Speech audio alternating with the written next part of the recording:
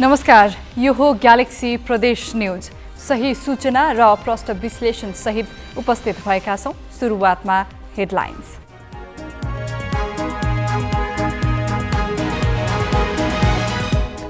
कर्णालीका मुख्यमन्त्री शाहीले 29औं दिनमा विश्वासको मत। शाहीको पक्षमा 22 मत, प्रतिपक्ष एमाले प्रदेशसभा बैठकमा अनुपस्थित। भारत सरकारको आर्थिक सहयोगमा धनुषाको नगरायनमा निर्माणाधीन 6 वटा विद्यालय 10 वर्षमा पनि बनेन। पठन पाठन प्रभावित। सरकारी व्यवस्थाका कारण सप्तरीको राजविराजी स्थित गजेन्द्र नारायण सिंह अस्पतालको अवस्था लथालिङ्ग। आवश्यक जनशक्ति नहुँदा भएका पूर्वाधार पनि प्रयोगमा आएनन्। माथिल्लो तामाकोशी जलविद्युत आयोजना स्थलबाट सामानसहित निस्केका 8 वटा ट्रक 5 हप्तादेखि सडकमै, स्थानीयले जान दिएनन्। र चिसो बढेसँगै बाजुराको उत्तरी क्षेत्र हुम्ला र मुगुका बासिन्दा बेसी झरे। बाजुराबाट मात्रै 650 परिवार मौसमी बसाई सरे।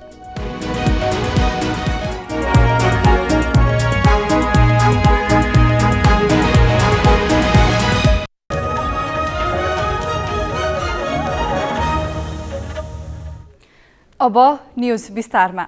कर्णाली प्रदेश सरकारका मुख्यमन्त्री जीवनबहादुर शाहीले प्रदेश सभाबाट विश्वासको मत लिएका छन्। प्रदेश सभा बैठकबाट शाहीले आज विश्वासको मत लिएका हुन्। नेकपा माओवादी केन्द्र र एकीकृत समाजवादी पार्टीको समर्थनमा नेपाली कांग्रेसबाट मुख्यमन्त्री बनेका शाहीको पक्षमा 22 सांसदले हस्ताक्षर गरेका छन्। कुल 35 सांसद मध्ये नेकपा एमालेका 12 जना सांसद भने बैठकमा उपस्थित भएनन्। एक सांसद रहेको प्रतिपक्षी दल राप्रपाले पनि मुख्यमन्त्री शाहीलाई समर्थन गरेको छ। मुख्यमन्त्री शाहीले हिजै विश्वासको मत लिने कार्यसूची रहे पनि 10औं राष्ट्रिय महाधिवेशनका कारण एमाले सांसद उपस्थित नभएपछि आजका लागि सारिएको थियो। तर आज पनि एमाले सांसद बैठकमा सहभागी भने भएनन्। संवैधानिक व्यवस्था अनुसार मुख्यमन्त्री नियुक्त भएको 30 दिनभित्र विश्वासको मत लिनुपर्ने व्यवस्था छ। कार्तिक 16 गते मुख्यमन्त्रीमा नियुक्त भएका शाहीको भोलि 1 महिना पुग्दैछ। 8 मन्त्रालय रहेको कर्णालीमा मन्त्रीमण्डलले पूर्णता पाउन सकेको छैन। मुख्यमन्त्री जीवनबहादुर शाहीले भूमि व्यवस्था, कृषि तथा सहकारी मन्त्रीमा चन्द्रबहादुर शाही र आर्थिक मामिला तथा योजना मन्त्रीमा बिन्दमान विष्टलाई नियुक्त गरेका छन् भने अन्य 6 मन्त्रालयको जिम्मेवारी आफैले सम्हाल्दै आएका छन्। भारत सरकारको आर्थिक सहयोगमा धनुषाको नगरायनमा निर्माणाधीन 6 वटा विद्यालयको निर्माण कार्य सुरु भएको 10 वर्ष बित्न लाग्यो।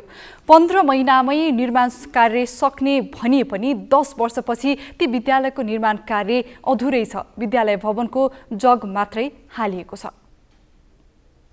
नगरायन नगरपालिका स्थित नगरायन, जटही, राघोपुर, घाटघाँस, गङ्गुली र खर्गाका 6 विद्यालय भवन भारतीय सहयोगमा निर्माण थालिएको थियो। 6 वटा विद्यालय भवन निर्माणका लागि तत्कालीन भारतीय राजदूत राकेश सुदले 2067 साल पुस 19 गते शिलान्यास गरेका थिए। 11 वर्ष पनि अब कट्न सक्ने अवस्थामा छ। बीचबीचमा विद्यालयको अलिअलि काम हुने र फेरि रोकिने। अब सुरुमा एनजेबी कन्स्ट्रक्सनले यो ठेका हात पारेको थियो। त्यस पछाडि अहिले अर्को हुँदाहुँदै चेतना कन्स्ट्रक्सन काठमाडौँले काम गरिरहेछ।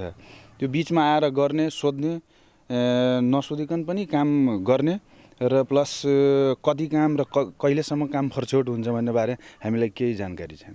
विद्यालयका 6 भवन निर्माणका लागि भारतीय दूतावासले 2 करोड 90 लाख रुपियाँ उपलब्ध गराएको थियो।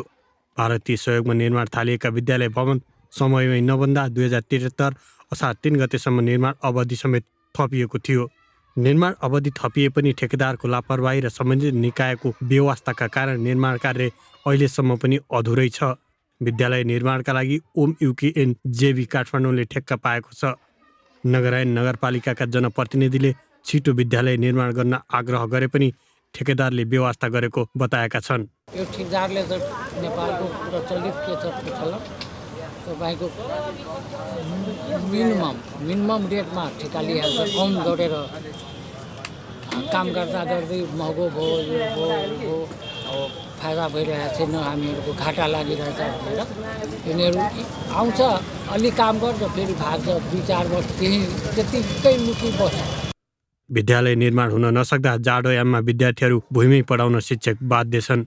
त्यसको ढिलाइ हुनुको कारण तपाईँको मुख्य कारण हो ठेकेदार।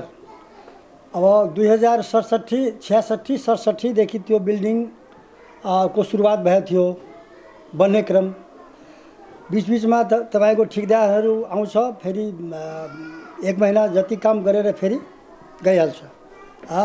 यसमा तपाईको के अरे त्यो शहरी भवन पनि जिम्मेवार हो। लामो समयदेखि विद्यालय निर्माण नहुँदा विद्यार्थीहरूलाई पठन पाठनमा निकै शास्ति हुने गरेको छ। विद्यालय बाहेक भारतले तराई मधेसको विकासका लागि गरेका थुप्रै बाचा अपुरै छन्। सुमित मिश्र, ग्यालेक्सी फोके, जनकपुर। सरकारको व्यवस्थाका कारण सप्तरीको राजविराज स्थित गजेन्द्र नारायण सिंह अस्पतालको अवस्था लथालिङ्ग भएको छ।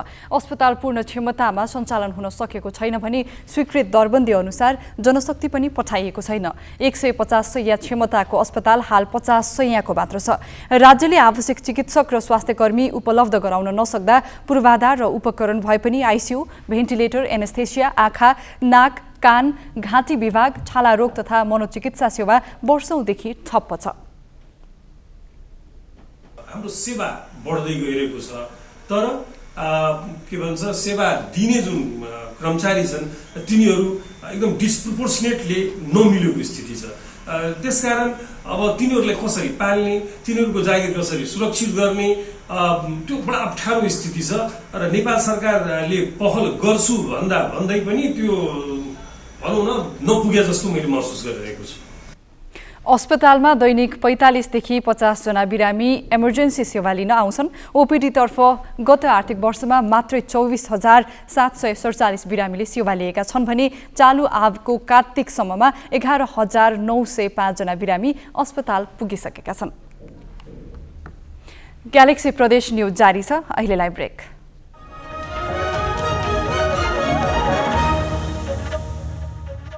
ब्रेकपछि बाँकी न्यूज। विवाह पञ्चमीका लागि जनकपुर धाम स्थित जानकी मन्दिरको सजावट सुरु गरिएको छ। मङ्सिर 17 गतेदेखि 23 गतेसम्म सप्ताहव्यापी मनाइने श्री सीताराम विवाह पञ्चमी महोत्सवको लागि सरसफाई र सजावटको कामलाई तीव्रता दिएको हो। 3 वर्षदेखि हुँदै आएको सामूहिक विवाहमा यस वर्ष 51 जोडी सहभागी हुँदैछन्। सीताराम विवाह पञ्चमी महोत्सवलाई व्यवस्थित बनाउन जानकी मन्दिरका महन्त राम तपेश्वर दास वैष्णवको अध्यक्षतामा मूल समिति गठन गरिएको छ। आवश्यकता अनुसार विभिन्न उपसमिति समेत बनाइएको छ। विवाह पञ्चमी आउन 4 दिन बाँकी छँदा मन्दिर सजावट र सरसफाइलाई तीव्रता दिइएको हो। त्यो हाम्रो 22 गतेको दिन विवाह पञ्चमी रहेछन् र विवाह पञ्चमी महामहोत्सव यो कोरोना महामारीको पछिको एउटा खुला रूपमा हुने चाहिँ यसपालिको विवाह पञ्चमी रहेछ। मलाई लाग्छ लाखौँको भिड हुने अवस्था छ यो सहरमा। आन्तरिक जानकी मन्दिरले गर्नुपर्ने तयारी हामीहरू जुटिसकेको छौँ, गर्दैछु। धार्मिक प्रवचनका लागि पण्डाल बनाइएको छ। यस्तै रामलीलाका लागि सबै व्यवस्था गरिएको छ। सप्ताहव्यापी रूपमा मनाइने महोत्सवको पहिलो दिन जनकपुर नगर दर्शन, दोस्रो दिन फुलबारी लीला, तेस्रो दिन धनुष यज्ञ र चौथो दिन 20 गते तिलोकोत्सव मनाइँदैछ। यस्तै 21 गते मटकोर, 22 गते शुभ विवाह उत्सव र 23 गते राम कलेवा मनाउने तयारी छ। भारतको अयोध्याबाट औपचारिक रूपमा जनती नआए पनि विवाहोत्सव विधिका लागि केही मात्रामा साधु सन्त तथा महन्त आउने कार्यक्रम छ। विवाह पञ्चमीको भोलिपल्ट मङ्सिर 23 गते सामूहिक विवाह समारोह हुनेछ। 3 वर्षदेखि हुँदै आएको सामूहिक विवाहमा यो वर्ष 51 जोडी सहभागी हुँदैछन्। यसपल्ट हामीहरूको 51 जोडीको लक्ष्य छ। अब यसमा कति जोडी हुन्छ त्यो हामीहरू जति पाउँछ त्यो अनुसार हामीहरू सामूहिक विवाह गराउँछौँ। लगभग 30-35 जोडीभन्दा माथि नै जाला त्यस्तो अनुमानित गरिन्छ। सामूहिक विवाह अघि बेहुला बेहुलीलाई रथमा राखेर बाजागाजा सहित नगर परिक्रमा गराउने कार्यक्रम छ। त्यही दिन साँझ जानकी मन्दिर परिसरमा विवाह कार्यक्रम हुनेछ।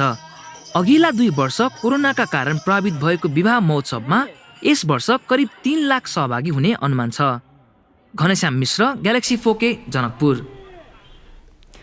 धोबिल्ला पुलले पर्वतको फलेवास नगरपालिका र पैयुँ गाउँपालिकालाई सदरमुकाम कुस्मासँग जोड्छ। पर्वतको दक्षिणी भेगलाई सदरमुकामसँग जोड्ने यो एकमात्र मोटरेबल पुलको अवस्था जोखिमपूर्ण छ। पुलको नटबोर्ड खुस्किएको छ, पाता उप्किएका छन्। बेलैमा पुल मर्मतका लागि सम्बन्धित निकायले चासो नदेखाउने हो भने यो पुलमा दुर्घटनाको जोखिम उच्च छ। पर्वतका साबिकका 55 गाविसमध्ये 34 गाविस दक्षिण भेगमा पर्थे। मादी खोलाको कारण सदरमुकाम कुस्मा र दक्षिण पर्वत बीच यातायात सम्पर्क थिएन। सदरमुकाम पुग्न 2 दिनको बाटो स्याङ्जा र पोखरा हुँदै यात्रा गर्नुपर्ने थियो। तर 1 दशक अघि मोटरेबल पुल बनेपछि भने सदरमुकाम कुस्मादेखि दक्षिण पर्वतसम्म सोझो यातायात सेवाको पहुँच बन्यो। यसले आम सर्वसाधारणको दिनचर्यामा सहजता ल्यायो। यति बेला भने यस मोटरेबल पुल जीर्ण भएको छ। यहाँ कति बेला यो टबै टिनको पाता उक्किएछ, के भएछ, यहाँ कहिले गाडीको पाङ्ग्रै अड्किन्छ, यहाँ बाइकको कति बेला चिप्लेर कहाँ खोलामा पुगिन्छ भन्ने डर हुन्छ। एकदम समस्या छ। यस पुलको भार वहन क्षमता 15 टन मात्रै भए पनि ठूला सवारी साधन निस्फिक्री गुड्ने गरेका छन्। डोजर, लोडर अनि बालुवा र गिटी बोकेका ट्रिपर लगायतका बढी भार वहन क्षमता भएका सवारी साधन यही पुलबाट तर्ने गर्दा पुल झनै जोखिमपूर्ण बन्दै गएको छ।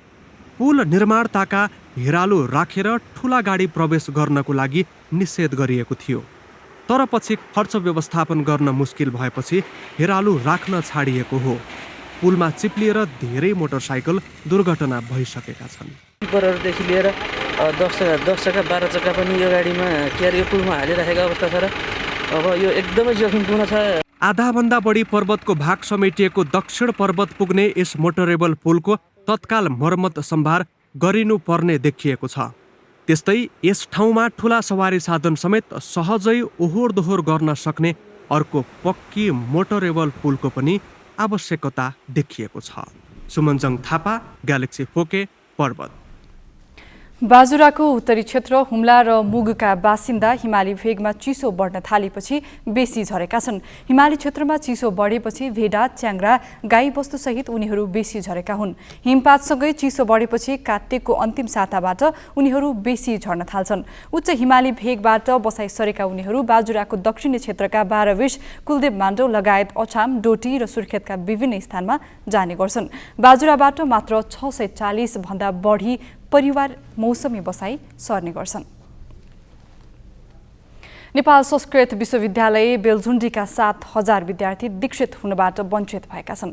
बजेट अभाव देखाउँदै विश्वविद्यालयले दीक्षान्त समारोह आयोजना नगर्दा 2067 सालदेखि 2078 सालसम्मका 7,000 विद्यार्थी दीक्षित हुनबाट वञ्चित भएका हुन्। दीक्षान्त समारोहका लागि 35 लाखभन्दा बढी खर्च हुने विश्वविद्यालयले जनाएको छ। देशभर 14वटा आङ्गिक क्याम्पस रहेको नेपाल संस्कृत विश्वविद्यालयबाट प्रत्येक वर्ष 700 भन्दा बढी विद्यार्थीले विभिन्न तह र संकाय उत्तीर्ण गर्छन्। ग्यालेक्सी प्रदेश न्यूज अझै जारी छ। अहिलेलाई पुनः ब्रेक।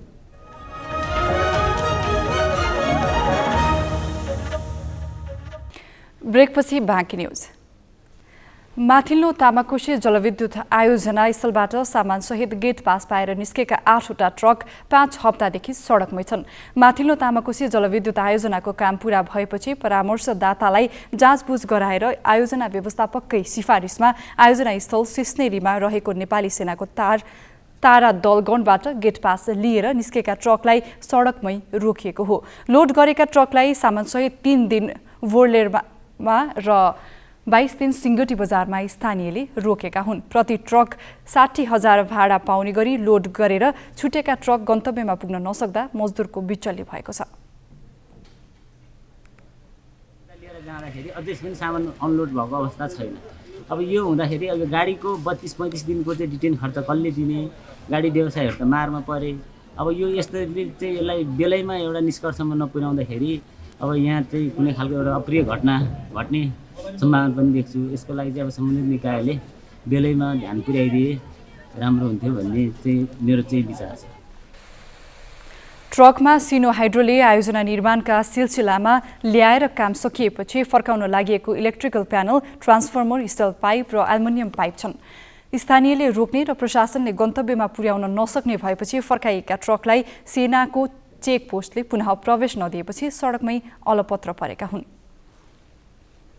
जुम्लाको घोडेङ्गामा बस दुर्घटना हुँदा 2 जनाको मृत्यु भएको छ। जुम्लाको सिन्जाबाट नेपालगञ्ज आउँदै गरेको बस दुर्घटना भएको हो। दुर्घटनामा गाडी चालक र सहचालकको घटनास्थलमै मृत्यु भएको छ। 2 जना घाइते भएका छन्। यस्तै नवलपुरमा गैराती भएको एक अर्को दुर्घटनामा 2 जना घाइते भएका छन्। बसले मोटरसाइकललाई ठक्कर दिँदा कावासोती 9 निवासी निश्चल परियार र निशान परियार गम्भीर घाइते भएको जिल्ला प्रहरी कार्यालय नवलपुरले जनाएको छ। घाइते दुवै जना एकै परिवारका दाजुभाइ हुन्। मोरङको दक्षिण पूर्वी क्षेत्रमा पञ्चायत कालमा भारतीय डाका समूहको निगरानी र प्रतिकारका लागि बनाइएको टुङ घरको संरक्षणमा स्थानीय आफै जुटेका छन्। जीवन रक्षाका लागि आफ्ना पुर्खाले गरेको मेहनत र धरोहरको संरक्षणका लागि मोरङको रतुवामाईमा पर्ने कल्याणपुरवासीले कसैको मुख ताकेका छैनन्। झट्ट हेर्दा यो टावर कुनै पर्यटकीय स्थलमा निर्माण गरिएको भ्यू टावर जस्तै लाग्छ, तर यसको पहिचान र विशेषता भने अलि फरक र रोचक छ। स्थानीय यसलाई डाका रुङ्ने घर भन्छन्। हेर्दा भ्यू टावर जस्तै देखिए पनि यो स्थानीयवासीको पहिचानसँग जोडिएको छ। 2020 को दशकमा बर्माबाट लखेटिएर नेपाल प्रवेश गरेका नेपाली भाषी हालको रतुवामाईमा पर्ने कल्याणपुरमा बसोबास गर्दै आएका थिए। नेपाली सुरक्षाकर्मीको उपस्थिति नरहेको अवस्थामा भारतीय सीमावर्ती सो गाउँमा त्यसबेला सशस्त्र डाका समूहको जगजगी थियो। दिन दहाडै लुटपाट र डकैती हुन थालेपछि स्थानीयले काठको अग्लो टुङ निर्माण गरेर पहरा दिन थाले। टुङ माथिबाट डाका समूह आएको सहजै देखिने र प्रतिकार गर्न निकै सहज भएको स्थानीयको अनुभव छ। सिड्युलले नै सिकायो, हामीले गरेको होइन।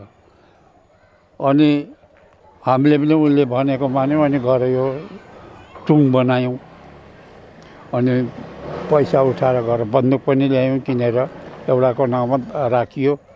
अनि त्यही भएपछि बन्दुक लिएर टुङमाथि एउटा डिप्टी बस्ने, अरू चारजना 5 जना 7 जना जति हुन्छ गाउँ वरिपरि राउन्ड गर्ने। कतै केही भयो भने तलकाले हल्ला गर्छ, माथिको कुदेर बन्दुकवाला पुग्नु पर्यो। अहिले भने विगतको जस्तो असहज अवस्था छैन। जीर्ण बन्दै गएको 52 फिट अग्लो उक्त काठको टुङ सडक विस्तार गरिने भएपछि भत्किने भयो। तर आफ्नो गाउँको इतिहासको चिनो मास्न नहुने भन्दै स्थानीय टुङको पुनर्निर्माणमा जुटे। 2073 सालमा स्थानीयकै लगानीमा गाउँमा पुरानै टुङको झल्को दिने गरी टावर निर्माण गरी ठडियो। 3 कट्ठा जमिनमा फैलिएको टुङ क्षेत्रमा पार्क समेत बनाउने योजना स्थानीयको छ। यसको एउटा नक्सा पनि तयार गरेको छ। नक्सा चाहिँ हामीहरूले त्यहाँ गार्डन बनाउने अनि केटाकेटीहरूलाई खेल्ने ओर्ने झुलाहरूको विभिन्न चिप्लेटीहरू इत्यादि बनाउने भनेर चाहिँ हामीहरूले योजनामा राखेका छौँ। हामीहरू यसको लागि पहल गरिराखेका छौँ। आवश्यकता र औचित्यहीन भ्यू टावर निर्माण गर्ने प्रतिस्पर्धा नै चलिरहेको छ। यस्तो अवस्थामा पुर्खाको योगदानको कदर गर्न कल्याणपुरका स्थानीयले देखाएको एकताले भने फरक सन्देश दिएको छ। क्यामेरामा पारस चौधरीका साथमा राजु पौडेल, ग्यालेक्सी फोकी, मोरङ। ताप्लेजुङको भानु जनमाध्यमिक विद्यालयमा सङ्गीत कक्षा सञ्चालनको तयारी सुरु भएको छ। विद्यालयले आउँदो शैक्षिक सत्रदेखि ऐच्छिक विषयको रूपमा सङ्गीत कक्षा सञ्चालनको तयारी सुरु गरेको हो। सङ्गीतका लागि आवश्यक सामग्री र जनशक्ति जुटाउन सुरु गरेसँगै विद्यार्थी खुसी भएका छन्। सङ्गीत कक्षालाई सहयोग गर्न पूर्व विद्यार्थीहरूले समेत वाद्यवादनका सामग्री प्रदान गरेका छन्। कक्षा 12 सम्म पठन पाठन हुने भानु जनमाविमा करिब 2000 विद्यार्थी अध्ययनरत छन्। कक्षा 9 देखि 12 सम्म अध्ययनरत विद्यार्थीलाई अनिवार्य र क्षमता भएका बाँकी विद्यार्थीलाई पनि सङ्गीत कक्षामा समावेश गर्ने विद्यालयको तयारी छ। ग्यालेक्सी प्रदेश न्युज सक्नु अघि हेडलाइन्स।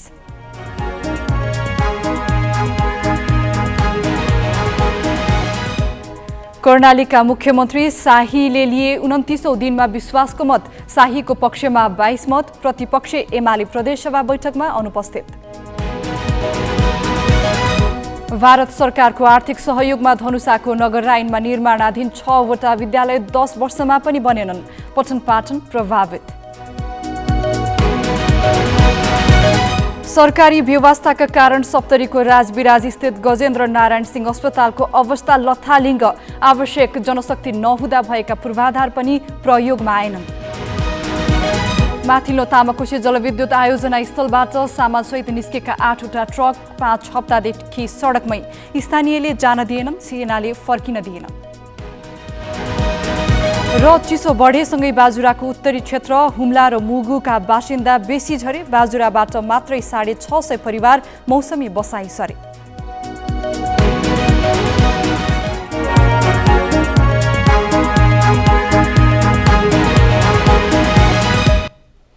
ग्यालेक्सी प्रदेश न्यूज अहिलेलाई सकियो। अब राति 8 बजे ग्यालेक्सी न्यूज आवर लिएर आउनेछौँ। नमस्ते।